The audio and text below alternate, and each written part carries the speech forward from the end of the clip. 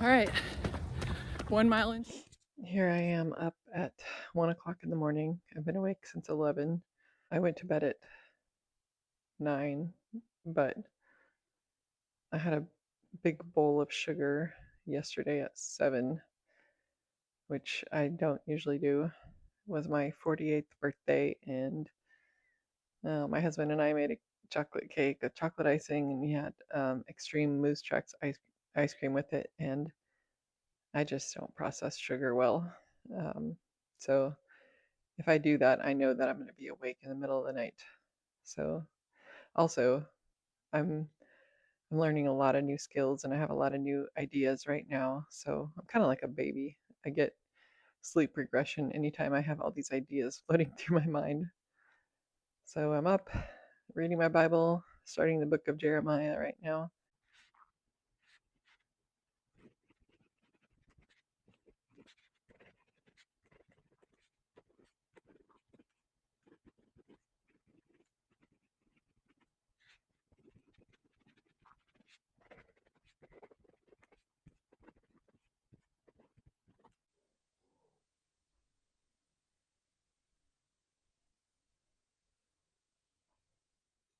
All right, well, it's 2 o'clock in the morning. I've read my Bible, I've written out my gratitude list, and I've done a brain dump of everything I can possibly think of regarding all my swirling ideas and all the plans in the next coming months. Insanely busy. I'm going to try to go to bed and try to squeeze in 8 hours of sleep in the next 3 hours and get up for my race pace run at 5. Due to being up until 2 a.m., I decided to sleep in for an extra hour, kind of thrown my day off here. The thing is, 61 degrees right now. Not sure what the humidity is. I'll have to check on that, but it's actually felt a little chilly when I came outside. This is going to be amazing. First day of a nice cool run. All right, 1 mile into 1/2 of a mile today at race pace, so it'll be a total of 2 miles, right? Yeah. Total of 6.5 mile run. 2 miles at race pace. 2 miles at race pace. And we got Zach here who decided to sign up for the Space Coast Half Marathon. Woo! We're about half a mile into our first mile at race pace, keeping a good between 8:20 and 8:47. Charity just asked me if I could imagine running a whole marathon at this pace. And no, right now I can't. But half a mile by half a mile, building up small wins, add a little struggle, overcome it, add a little more struggle, overcome it. Progressive overload, just like the gym.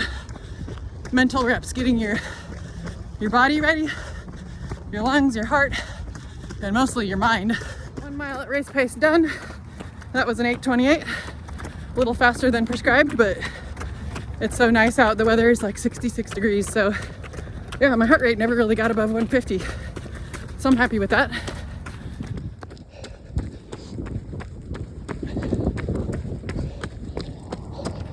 All right, we're about a quarter mile into our second mile at race pace, and we're doing about an 8:10 right now. Got a cool breeze. Done with our 6.5. Our second race pace mile was 7:56. Quite a bit faster than prescribed, but super fun. Yeah, super fun. The weather was great, so it's like a little woo false fall celebration. Yeah, and then we ran our recovery paces much faster than we usually do when it's hot. Like we were doing 9:15, 9:20. Got my brekkie, eggs, greens, got another watermelon, Criobru, water. Finishing my brekkie and having the last of my Criobru, and I figured I'd talk a little bit about progressive overload. I've always been so fascinated by progressive overload. It's a term in the fitness world, which is defined as the gradual increase of stress placed on the body during exercise in order to stimulate improvements in strength, muscle growth, endurance, or performance. So basically, the principle is simple. Your body will adapt to the demands you place on it.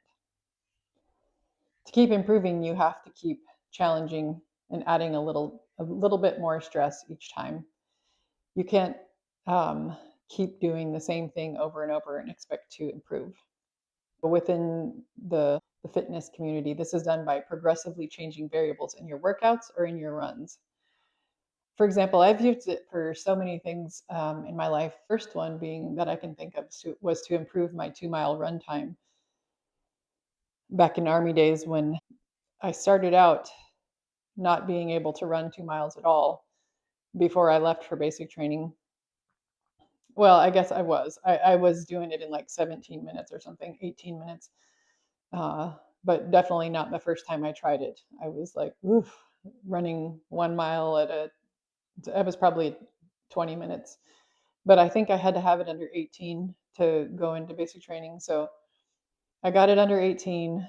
And then by the time I finished basic training, I was at a 14.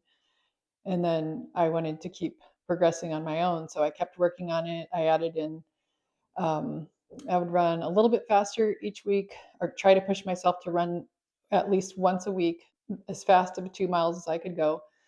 And then I added in sprints around the track to a workout. I added in longer distance runs. And then I added in stairs on the bleachers. I'd run up and down the bleachers. And then eventually I added in strength training and got my run time down to 12:56 for the 2 miles, which was the fastest I ever got it. And I've always been chasing that ever since then. I've done it one time when I decided that I wanted to be able to do 100 push-ups at once. And so I went from 0 to being able to do 100 push-ups at once within 3 or 4 months.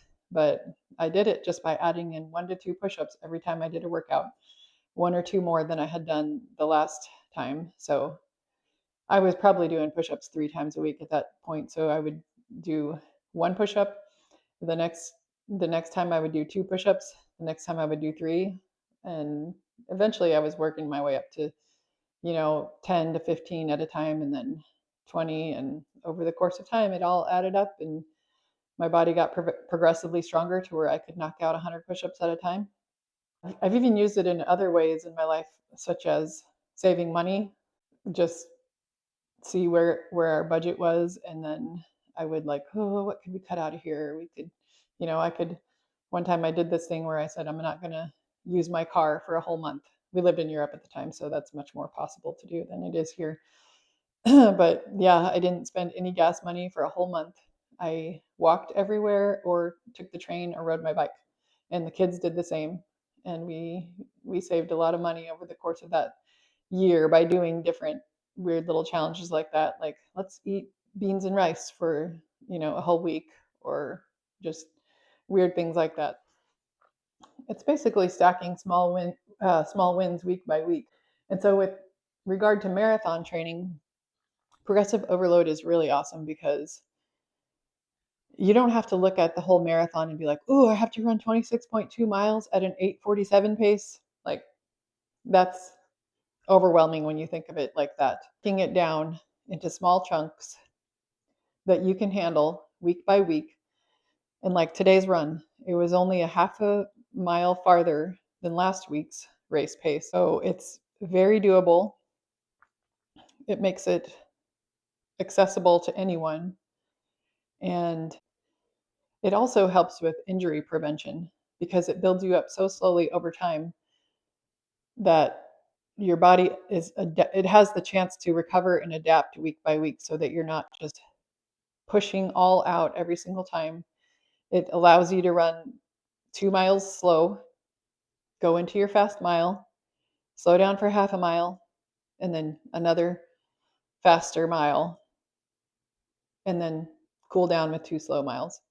So that really aids in the injury prevention. And also your mind is like, it knows, okay, I've only got, I already did this last week. So I have the confidence that I can do it. So I know I'll be able to do just adding one extra half a mile on there this week. I know I'll be able to do it. And that really builds the confidence that you can do it.